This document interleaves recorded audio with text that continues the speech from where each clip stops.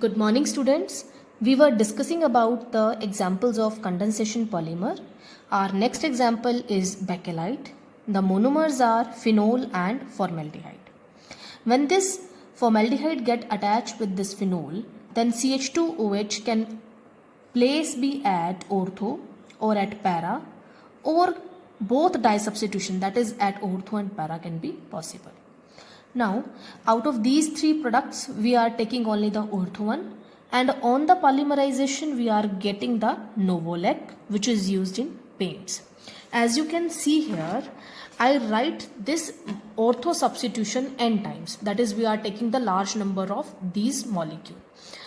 For just simple description, I am taking the 3 molecules, and when 3 molecules will attach, they will combine with the loss of this water molecule, and we are getting this structure by combining with the CH2 unit. This is our Novolec. Now this Novolec reacts with this formaldehyde, that is CH2OH will have to attach at para position because ortho position is blocked, and we are getting this structure. This is my Novolec. Now CH2OH is attached with this structure. In order to bakelite, I will combine this structure with this Novolec. So I write the Novolec over here. This is my Novolec. Now how will these two structures will combine? They will combine, as you see, by the loss of this water molecule. And we are getting our desired polymer, that is the bakelite. Now for the paper point of view, what we have to learn? We have to simply learn this structure of Novolec and this structure of bakelite. This bakelite is a thermosetting polymer and mainly used to make the electrical switches. Next example of condensation polymerization is melamine formaldehyde. As the name suggests, monomers are melamine and formaldehyde. On polymerization, we are getting our polymer. The main use of this polymer is to make the unbreakable plastic crockery. With this, we completed our condensation polymer. Now we are moving to the next topic, that is the rubber. Basically, we are first discussing about the natural rubber. It is obtained from the rubber latex. That's why it comes under the category of natural polymer. Now the monomer of natural rubber is isoprene. The IUPAC name is 2-methyl-1,3-butadiene. As you can see the structure, this is the isoprene and this is the structure of polymer. To make this polymer, I write the monomer as, I consider here large number of isoprene, and by shifting these double bonds, I am obtaining this desired natural rubber. Main point is, this natural rubber is cis in form. Now here comes the important question, that what is the difference between natural rubber and gatta parcha? Main point is, gatta parcha is synthetic rubber, whereas natural rubber is obtained from nature.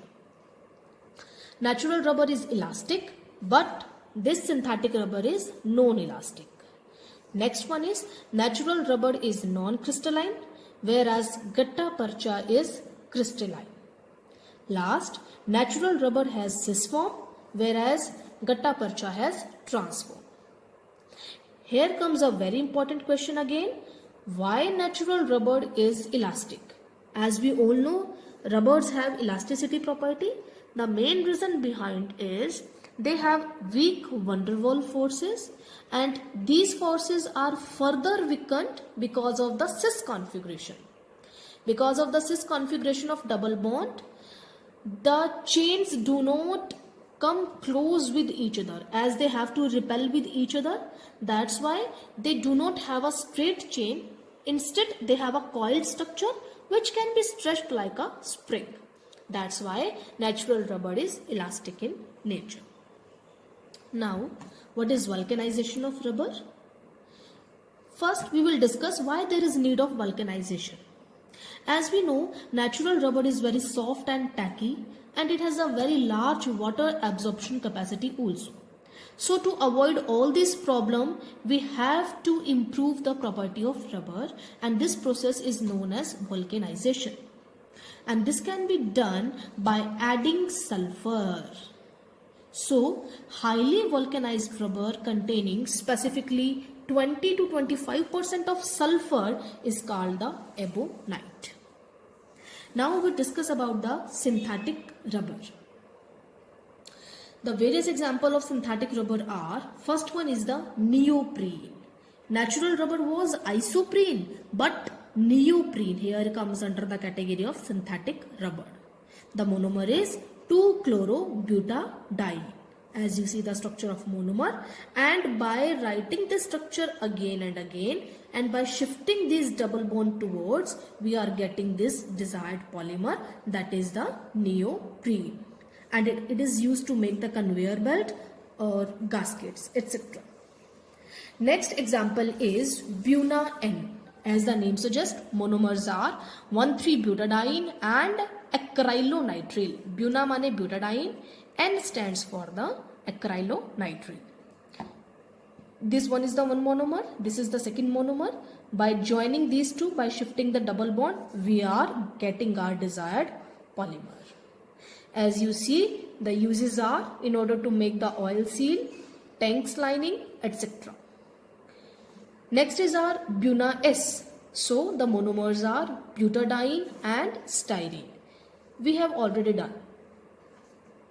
Next is our thiocol. The monomers are ethylene dichloride and sodium tetrasulfide. As you see, this is ethylene dichloride and this is sodium tetrasulfide. On polymerization, this is our desired polymer, that is the thiocol. This is also known as polysulfide rubber because this is the only in which we are getting the sulfur. Now, next topic is our molecular mass of polymer. As we know, in order to make a polymer, we are using large number of monomer. So, the preparation of polymer depend upon the availability of the monomer in the reaction mixture.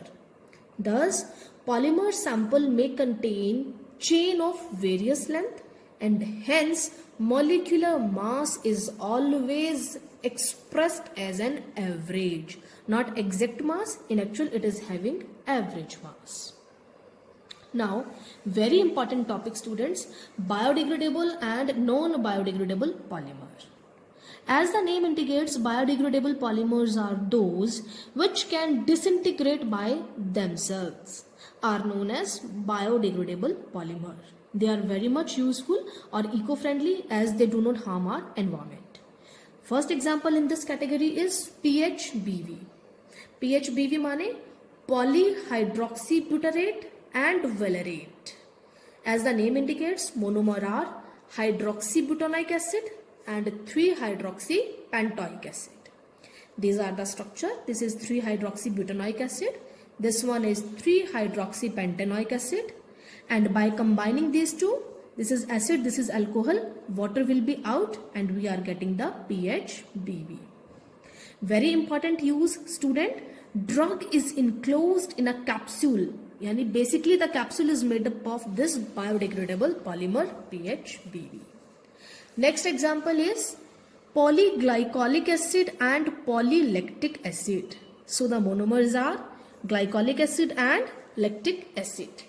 As you can see the structure, this is our glycolic acid, this is our lactic acid. Again acid and alcohol, water will be out and this is our desired polymer.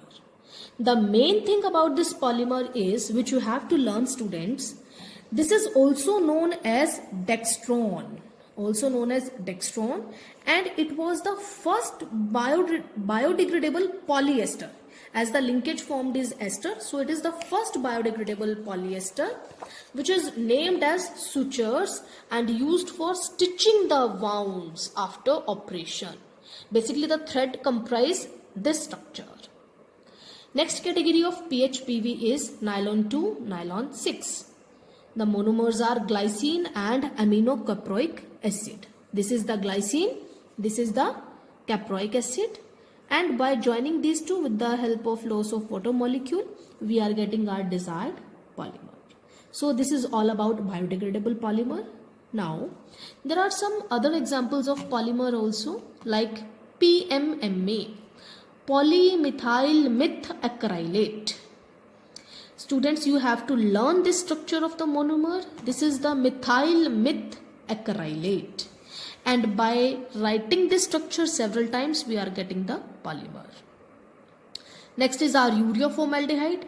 This is the urea, this is the formaldehyde. And by joining these two, we are getting the desired polymer. Last is our glyptal.